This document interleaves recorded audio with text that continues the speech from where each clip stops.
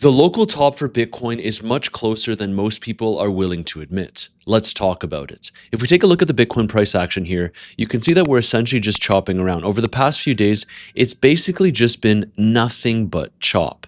And as you can tell, I'm still in all of my trades. So you can see here, I am indeed shorting Bitcoin. However, if we do pump higher, I would simply look for a new shorting opportunity. So let's talk about the potential scenarios here. When we formed this pivot right at around $78,300, we managed to get a significant rejection, but we did not fail below 74K. Then we managed to get a nice move to the upside, and right now we're essentially consolidating right below this pivot after hitting just above $79,000 last week. Everyone is talking about an $80,000 Bitcoin. And yes, there is a possibility that we can tap into that level. But one thing about markets is that they tend to not give the perfect retests. If we go on the weekly time frame, you can see here that the last time that Bitcoin had a significant move to the downside, it actually brought us all the way down to approximately $80,600, depending on which exchange you're looking at. This time around, we came very, very close to this level. So, in my opinion, as I discussed in one of my previous videos, if Bitcoin really is to move up to here, above $80,000, then that would actually suggest that maybe we can move significantly higher before moving lower, rather than just tapping the level and then dropping. A lot of people are calling for 80K. And yes, there is liquidity up to around this zone. However, on the 24-hour time frame, you can see that most of the liquidity is actually right below that 80K level. If we zoom out a little bit further, on the 30-day time frame, it still shows that there's approximately 3 times more cumulative long liquidation leverage in the market compared to cumulative short liquidation leverage in the market, as you can see here. So the biggest cluster of liquidity is actually right below $80,000. It would be typical market behavior for Bitcoin to front run that level and then drop further. So I have to be honest, that is something that I'm currently considering. What if Bitcoin does not make it above $80,000? And if we do make it above $80,000, what if we get a more significant move to the upside? Now, in the higher time frames, my base case is exactly the same. I don't think that this was the bottom of the Bitcoin bear market. However, we do get these relief rallies in bear markets. Now, something else for you to consider here is the fact that we have this Bitcoin percentage of supply and profit and loss. I alluded to this in some of my previous videos. Usually in bear markets, these two levels cross, and we did not manage to get there. I still think that these levels will also cross over the course of this year. And if we take a look at the drawdown from all-time high, I'm sure you're familiar with this chart. We dropped just over 50%. Again, I don't think that that was the bear market bottom. So in the more immediate short term, we have to consider the fact that the Coinbase premium is still in positive. But what you'll notice here is that when we tend to get this positive flow from the Coinbase side of things, well, it does mark local tops. I'm not saying that this cannot continue, but what I am saying is every single time without fail, since Bitcoin made that all-time high and we went into a bear market, these positive flows marked local tops. So here you can see it marked a local top, then it marked another local top right at the end of 2025, where we did manage to go ahead and squeeze higher, but as soon as the flows went back into the positive, boom, local top. Same thing over here, local top, and now you can see that we're getting some significant inflows at this point in time. We talked about the fact that this is really a matter of whether or not Michael Saylor can use more money to buy more Bitcoin, because he seems to be one of the only people that are currently holding this market up. And of course, if the stock market does continue to print new all-time highs, it can provide some additional relief for Bitcoin. But my base case has not changed whatsoever. This is why I remain in the trades that you're seeing, and over the past few days it's been relatively boring because we're essentially just chopping around within this range. Can we sweep the high? Yes, there is a possibility, but I would not be getting bullish at this point in time. Please remember that this is a bear market rally. Now, what would potentially change my opinion here? If we start to get multiple weekly closes above the bull market support band, that may suggest that this trend can continue. However, until proven otherwise, I am not going to be getting bullish at resistance.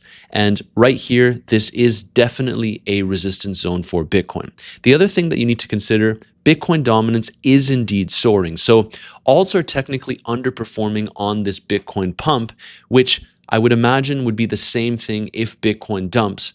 Alts would likely dump even further. Probably not what you want to hear, but Bitcoin dominance does look ready to soar a little bit higher from this zone. And I'd also like to bring this to your attention, which is the total stablecoin dominance. Right now, we are holding support at the bull market support band, and in a bear market, this can provide support. So what this means is if stablecoins are gaining dominance, it's highly likely that the market is dropping. So if we manage to hold on to this level, it would suggest that already Bitcoin is ready to move lower. So I actually do think that a local top is closer than most people are willing to admit. And outside of the technical perspective, something else that adds to this point, Coinbase came out and said, sidelined. Usually when you see institutions and bigger crypto companies say things like this, it marks local tops. We've seen it time and time again with CZ from Binance saying the exact same kind of thing, where after saying such a statement, we pumped a little bit more, and then we ultimately had further drawdown. So let's see how the price action develops. Strong opinions, loosely held, as I like to say. And at this point in time, we want to see Bitcoin effectively reclaim above $80,000 if we're going to get more continuation to the upside. Obviously, my trades at this point have been reflected by shorts. And if you want to see how I am personally trading the market, where I secure profits on the way down from my shorts, and if I do have to pivot and take some longs, well, you'll have the first link in my description down below that you can click on, and it'll bring you to my Telegram community. You DM me the keyword CBM on Telegram, and you'll be able to join my group completely for free. The only requirement is that you've signed up with one of the affiliate exchange links down below, and you start trading on there as you'd normally do. I would typically recommend Bluffin or 2bit. Bluffin is fantastic because they do have a phenomenal campaign ongoing. And if you are a relatively big trader, you can literally earn up to $50,000 in withdrawable bonuses. If you're a smaller trader, you can still get a $20 position voucher where you can trade Bitcoin and Ethereum, and you can earn up to $1,000 in deposit bonuses. This is an ongoing campaign. That's the second link in my description down below. And once you sign up, you can join my community completely for free. You can find me on Telegram. Now let's go on the lower time frames. On the 1 hour chart, you can see that it's the same story. Bitcoin is essentially just consolidating within this range, and we are managing to hold above $77,000. Every time we've wicked below, we've managed to hold on to this significant level. However, every time we've wicked above this previous pivot, we've managed to get rejected. Only time will tell how this price action will develop, but at this point in time, we need to consider the fact that the volume is also declining, and you can see that there is a lot of long liquidity to the downside, although it would not surprise me if we get a spike up first and then a drop lower. Keep your eyes on this $80,600 level because one, that would be above the bull market support band, which would be a significant close if we can manage to get it on a daily time frame candle closing basis. And two, it coincides with the previous drop on Bitcoin from $98,000 onwards. So if we can reclaim this level, this would suggest that the market is looking quite strong. However, until we can manage to reclaim that level, I would not be willing to come on the channel and say with confidence that Bitcoin is willing to go higher.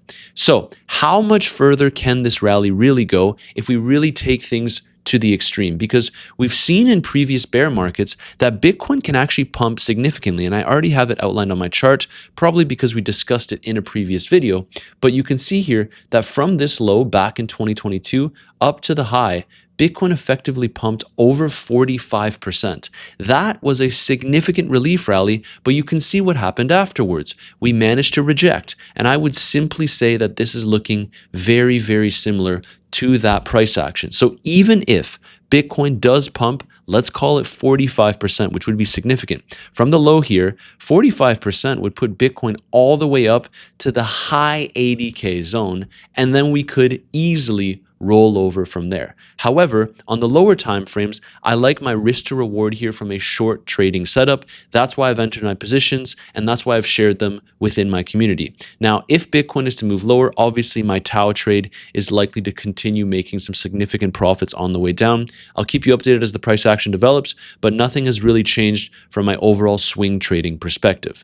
Now, let's see how the price action develops over the course of this week, because we do have some key economic data coming out, namely FOMC. So I'll be live streaming FOMC as always on Wednesday. Make sure to stay tuned to that. We'll do a nice 3-hour live stream if that interests you. And I'll also try to do a video update on that day as well. And the other significant events this week include on Tuesday, the April consumer confidence data, but it's a massive earnings week because we have Microsoft, Amazon, Meta, Google, and Apple with their earnings, along with the US Q1 2026 GDP data on Thursday, with the March PC inflation data on Thursday as well. So around 20% of the S&P 500 companies report their earnings this week alone. And the fact that we have FOMC, it could be a very, very volatile week. I do hope that we don't get this kind of price action over the course of this week, because honestly, it was quite boring for me from a trading perspective. But let's see how the price action develops.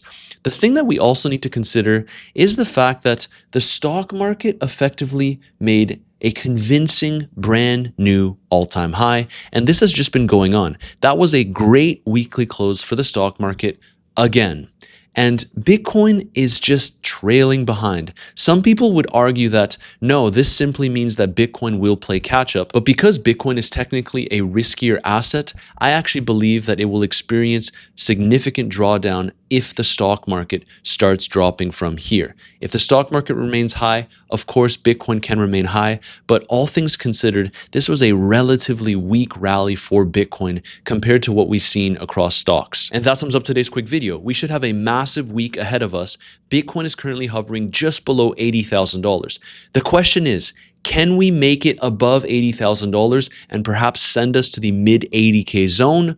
Or is it time to already reject front-running $80,000? If you enjoyed the content, make sure to smash that like button and subscribe. As always, I have my bluff and leverage trading tutorial right here, and I'll see you in the next video.